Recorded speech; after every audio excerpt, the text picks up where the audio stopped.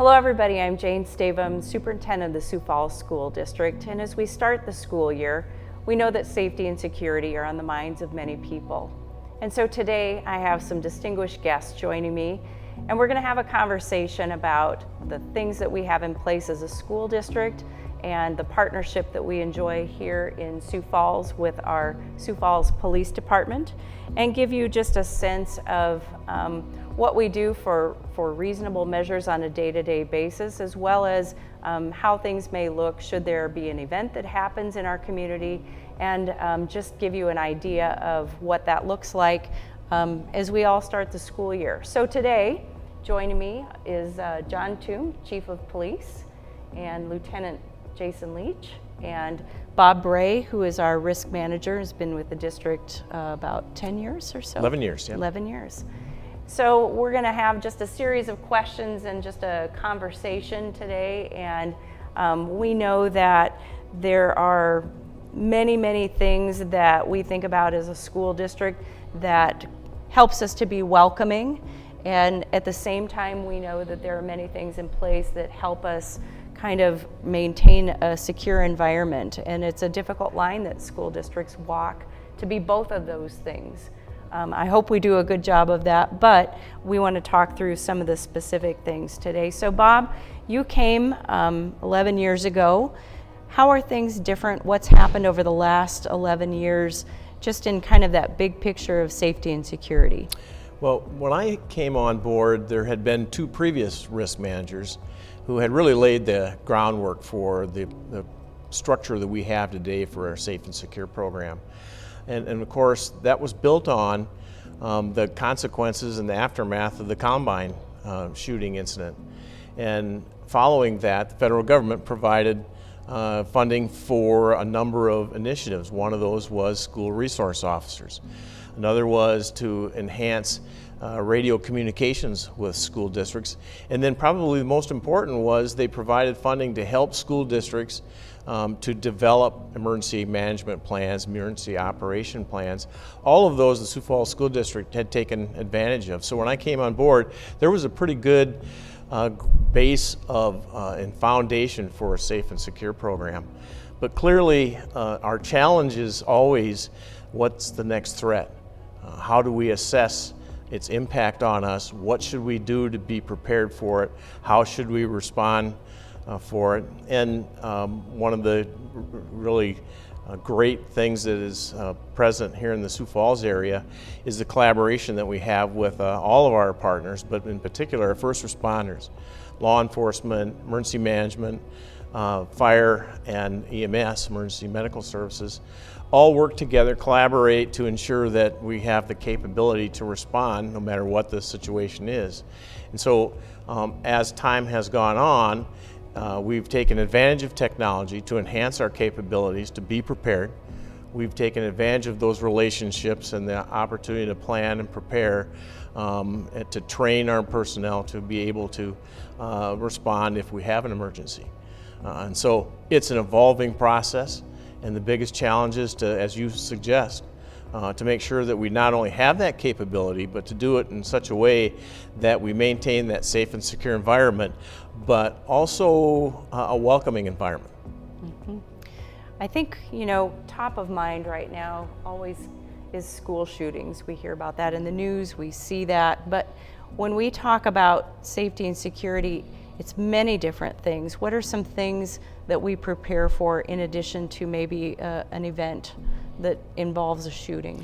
You bet. When we do our risk assessment, and we involve our more importantly, our school resource officers in that process, to identify just what are all those hazards and risks that exist out there. There's about 27 of them, and there's a spectrum. On that low end of that spectrum are things like the fire alarm system malfunction.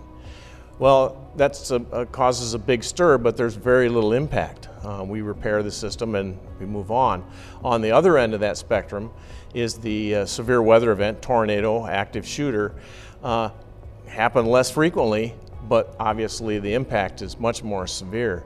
So in the midst of all of that, and as we have just gone through COVID, we add those other events that have an effect on the grand scheme of the Sioux Falls School District ability to provide that safe and secure environment for learning, for working for our employees, and for our visitors to come in, and parents and the public to be a part of our community. So one of the important parts of our school safety plan for the district is our partnership between the district and the Sioux Falls Police Department, and that includes school resource officers. That might be one of the first people that somebody meets if they come to an event or when they come to one of our schools.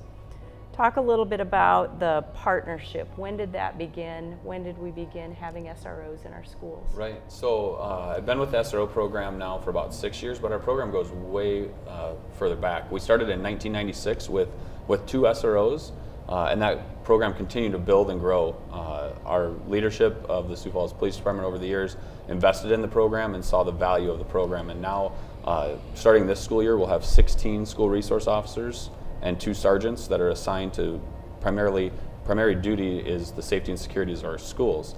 And so we have our officers in the schools assigned throughout the city. We cover all city schools within the city, not just the Sioux Falls School District, but we have our largest partnership with the Sioux Falls School District. But we manage over 60 buildings within the city of Sioux Falls, and in that our goal is to really focus on that triad concept of school resource officer model, and that puts us as first a law enforcement officer, second an informal counselor, and then third as an instructor or a teacher. So we really strive to create that safe and secure environment at the school, but then also be that friendly face, be that counselor, be that person that students can talk to, that teachers, staff can talk to. And then one of the funnest things that our officers get to do is get invited into the classroom and help teach. Might be something on safety and security. It might be something completely off, talking to a physics class about how our radar and LiDAR systems work, or a government class on different amendments and how that applies to our line of work. So our officers are really integrated in the school every day, and they really enjoy being part of the school team. Mm-hmm. Chief, I think many people think that you just assign any officer to the school resource officer role, but there's actually a lot of training and intentional thought that goes into that. Absolutely. I think, again, misconceptions about how we choose officers or select them for that position. And really, you have to be in the department for a bit, and you have to prove yourself, both your ability and your skills, both verbally and dealing with people, but also your skills as an officer. And we are very intentional about who we select, and that they have a great package of skills to meet the needs for the school. And again, we look at that like you talked about, being able to handle the whole spectrum, ones that have high impact, ones that have low impact, and everything in between. We just want to make sure we have the right people in the schools, and we are very deliberate in our selection of those officers. Yeah, we appreciate that. There's such expertise that exists with the training that's ongoing too. It doesn't just end once you become a school resource officer. I know they have to take continuing coursework and all kinds of things. I think sometimes people think we roll people out of the academy and just give them a car and a gun and say good luck to you. No, I mean it's like any other profession. We are professionals, and we train every year in a variety of disciplines and make sure we're on the cutting edge of where we need to be, both in technology but also in training and practices. Yeah, training is so important, and consistent training, which you have impacted our district tremendously in the area of consistent training. What happens with our school district administrators and staff? What kind of training do they get just to deal with day-to-day possibility of any kind of threat?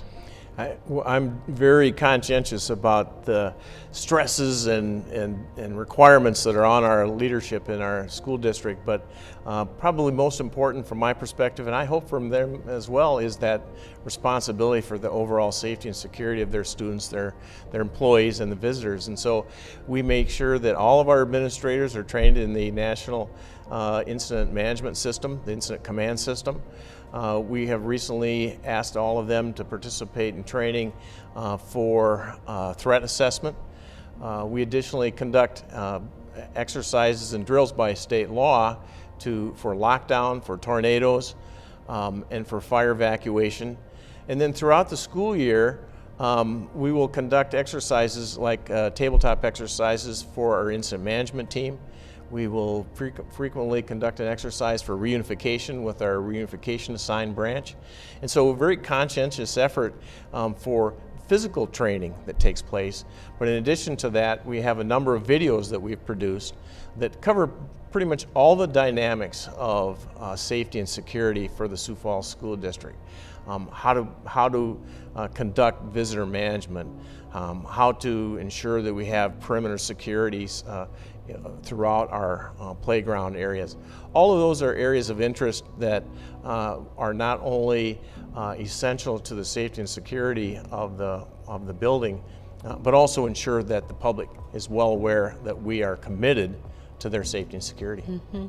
It really is a coordinated effort, and some of those citywide drills that we have are great examples, but we all know when we train, the goal is to train so that we know automatically what to do. Talk about how that coordination happens. If there was, we had bad storms earlier this year. Luckily, most of those happened while we were not in session. It was either after hours or it was on a weekend. But when something happens that requires a coordinated response, how does that play out with the many different partners that we have that may show up on scene? And that's a great question, because each incident has a very different response to it. And we'll just say storms, for example, and then we'll kind of move from there. And as chief, it's a luxury to see things from different perspectives. And so going out through my career, I was very operational. I was out in the middle of what was happening, out in the field, dealing with things. As chief, I get the chance to step back and watch all the pieces move. And I can use the recent storms as an example. It was amazing to watch everybody know their positions so well, what needs to be done and how to get it done, that it really required very little administrative input. Everybody's so well drilled and coordinated that we could just, whether it's the city, different city entities, the school district, our other partners, our open lines of communication work so well that we really, I'm not going to say it's effortless, but it just flows so well that it really makes things happen in a quick, expedient nature. And I think that's where we look at our relationship with the school district. We communicate so well day by day with issue by issue that really when we need to coordinate, we can coordinate on the fly, and it really, these predetermined lines of communication really matter a lot when critical incidents happen. Mm-hmm. It's your goal is you never want to need the training that you've had, but we all know that that's exactly why you do it. Yeah. I want to change focus just a little bit. Lieutenant Leach, you've spent time as an SRO, you've been with kids, you've been a parent, you think about things from many different angles. As we think about starting the school year, what do you think are the most important ways that parents can support the work that we do around safety and security in our schools as they prepare their child to come back to school this fall? No, you nailed it. I see this on all sorts of different levels. Being involved in our SRO program, a law enforcement officer, a father, my wife is a teacher as well, so I see it at all different levels. But what parents can really focus on is being involved in their child's life and their school, and understanding who they're interacting with, and what they're doing, not only in their day-to-day operations, but what they're doing on their devices as well. Whether that be a smartphone, an iPad, a computer, what are they doing, and are they being safe in that? And how are they monitoring that? And if there is something that comes up that's concerning, do they know who to contact? Do they know who to contact at their school, within the school district? Do they know they can contact the police department? We'll come out and assess the situation as well and look at it and cooperate with the school district on those incidences to make sure, because obviously if somebody sees something, we want them to say something. So if there's any sort of a threat or anything going on like that, we want to know about it immediately so we can start addressing the situation. So. Yeah, it's been so amazing when we have had the need. As soon as we have called upon the police, you're on it. Mm-hmm. And it's just, I think, really encouraging and affirming for people to know that. You touched on social media, so I'm going to follow up with that, because I was going to bring it up if you didn't. I think social media has added a layer of complexity to so much of what schools do. And there are, redeeming qualities, but there is also increasing concern about some of the influences of some of the platforms that we see. Kids making bad choices. Mm-hmm. Have you seen an increase in that just with regular police work, but especially with our students? Yeah, we've seen an increase, and we see people more emboldened behind their smart device or their keyboard and say things or make comments And we don't want people to just brush those away. If there's a concerning comment, we want to be aware of it. We want to look into it. It might be nothing, but we want to investigate it, because we see timeless accounts across the country where an incident happens and then they start looking into it and somebody knew about something previously. We don't want to be that jurisdiction or that city, that municipality here where somebody knew something and didn't say something. So we want people to come forward, bring those concerns to light so we can investigate them.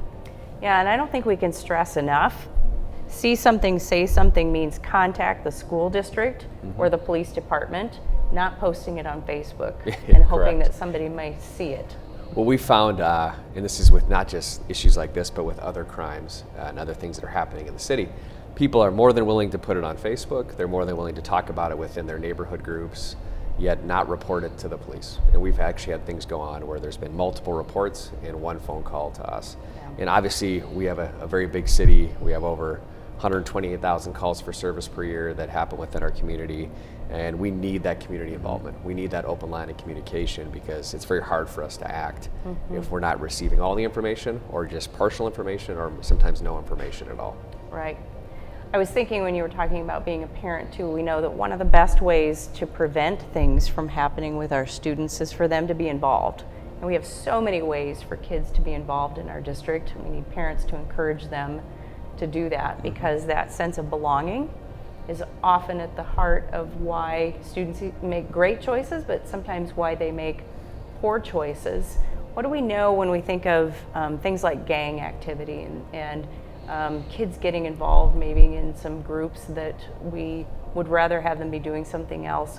What's the best advice that you can give to parents about that? Well, I think for parents, it's your right and responsibility to know what your kids are up to. I mean, and I think sometimes we've seen where people just maybe don't have that active role, and they're not communicating with their kids to really make sure that they understand and are on the same wavelength. And I think it's something that really, if you don't know where your kids are at, I mean, it's going to be problematic. That's just going to be problematic, you know?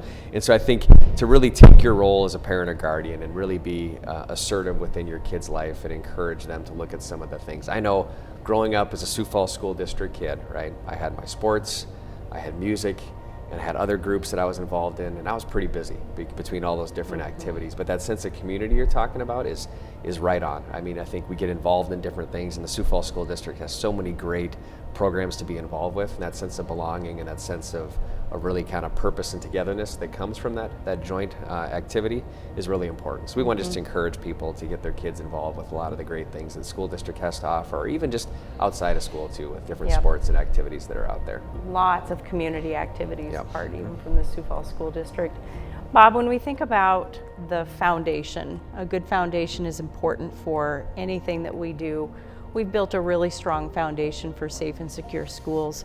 What's that foundation look like? What are those pillars and the foundational pieces that when we talk with parents, what can they rely on? Well, thank you. Our program is based on several pillars, and the platform for those pillars really is leadership. And I have to say that in my tenure, the leadership of the Sioux Falls School District has always had a focus on safety and security. Ensuring that we have policies, practices, and procedures in place, which is one of the key pillars of our program in success. And those policies, practices, and procedures provide the guidance for how our day-to-day operations go. So visitor management, how do we allow people into our facilities? Things like that are addressed in those policies and practices and procedures, like the standard operating procedures. Facility design is a huge pillar. When we just built the two new schools in Sioux Falls, Jefferson High School and Ben Rifle Middle School, the designers, the district involved school resource officers, involved emergency management to help them integrate with the codes, building codes, what those schools should look like from a safety and security perspective. Critical piece to making sure that you have a solid foundation for your safety program. training is essential, and we talked a little bit about that already, but we have a commitment to ensuring on an annual basis that we not only refresh everyone's memory about safety and security, but bring to their attention anything new that may have happened. Unfortunately, every time one of these incidents happens across the nation, we take the lessons learned, we assess how they impact our district, and we make adjustments as necessary, and that may involve more training. A key piece is technology. Technology is constantly changing. The Sioux Falls School District, with an eye on what is reasonable, has always taken advantage of technology to ensure that as a force multiplier, so to speak, we can add that to our capability to not only prevent an incident from happening, but also to alert ourselves when an incident is happening, and then to respond in the event that an emergency has happened. So we have a program called Alert Us. It allows us to notify all of our employees, no matter where they are, whether in a building or transiting between facilities, like our food service folks, for example. And so we have that kind of technology in place as well. We've been talking about school resource officers. I like to say that probably our number one force multiplier are school resource officers. People tend to think that that officer in uniform is a deterrent, is a responder, and certainly they are, but what I see, and I know our administrators see on a daily basis, is the relationship that they develop with kids throughout the district that helps to build that communication that oftentimes prevents situations from happening, and then just assists the administrators in their day-to-day operations. Vigilance. Everybody's just got to be vigilant. The other day I gave a presentation to our clericals coming on board for the new school year, and their administrative duties are their primary focus, but they're the first person that our customers, our students, our parents, and the general public meet when they walk into a building. They have the first responsibility for ensuring safety and security in that building. Yeah. So we are constantly enforcing vigilance of all our employees, that you just can't let something slide if you hear something. You need to see something, you need to say something. That's that last pillar I'll mention, as we've talked about, that's so critical. And we have prevented, I guess I'll say, any number of things from happening. We've also dispelled things that appeared to be dangerous but weren't, because someone had the common sense and the wherewithal to let us know, let the school resource officer know, let an administrator know that we got a problem. And how to address it. Yeah. So, and I think when we think about those layers that have been put in place, sometimes it feels like an inconvenience. If you're a parent coming to our schools for the first time and you have to push a buzzer, you can't just walk in. Sometimes people think that that's not welcoming, or if you're carrying cupcakes for your child's birthday and you have to stand there and wait, it's cold, you have to park, all those things can really feel like an inconvenience.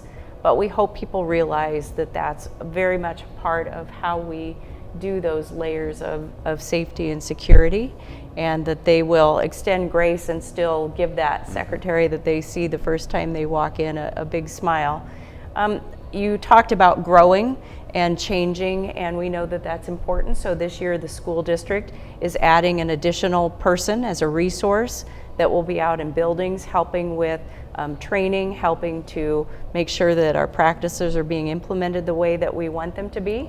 We're also going to be adding an advisory group this year of some parents and staff that we think will just help us continue growing forward with those eyes and ears about where can we continue to get better, because we are all about continuous improvement, and there is no more important area than this area. Chief Thum, I'm just going to ask one final question of you. I think I would be remiss if I didn't kind of just put out there that I think just as we were ending school in May, we had the tragic events that unfolded in Uvalde, Texas. And I think, as people come back to school, we think, how safe are we? Can we guarantee safety? What would you say as the chief of police in our community about the level of comfort and confidence that people can have in our partnership and in the response that our police would provide? Yeah, it's a great question. And I speak to the community events all the time.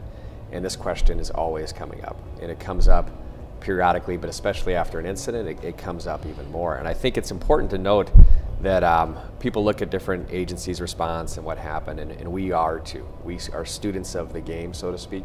We're always looking and always learning. And it's important for people to know, in '96, I was a junior at Lincoln High School when the school resource officers first showed up. And then I was in college when Columbine happened, hired here in 2005.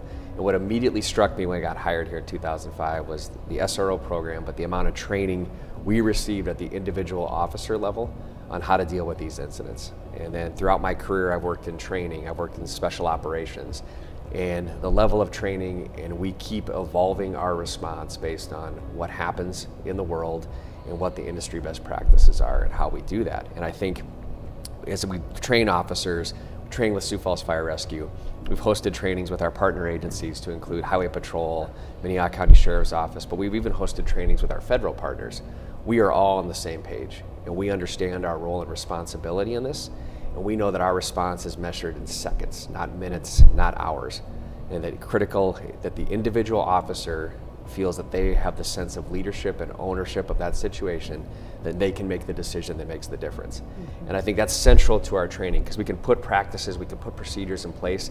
If the individual officer doesn't recognize their role and responsibility, but here we've empowered our officers to know that, you know what, when the chips are down, when decisions need to be made, they're the ones that are going to make it, and they're the ones that are going to make the difference that day. And I think to know that, to know the amount of effort we put into this, and I equate it to this, we train for it like it's the Super Bowl, like the ultimate test of our skills and abilities and our training. We never want to play in that game, but if we are called to that game, we're ready for it and we understand what needs to be done. Mm-hmm. Well, thank you all for being with me today. It's an important partnership that we enjoy. We appreciate your service to our community. We appreciate our SROs, and this is just a vital partnership. We're grateful to the city for making this possible. Bob, thank you for your work and all the ways that you prepare us within our school district. We have so many things in place because of you. I think we can be both safe and welcoming when everybody diligently works together every single day to form that circle of security around our most precious assets, our children. So we invite you to be part of that circle. If you see something, say something, ask questions, know the basics, and join us in our efforts to make Sioux Falls School District the best in the nation for safety and security.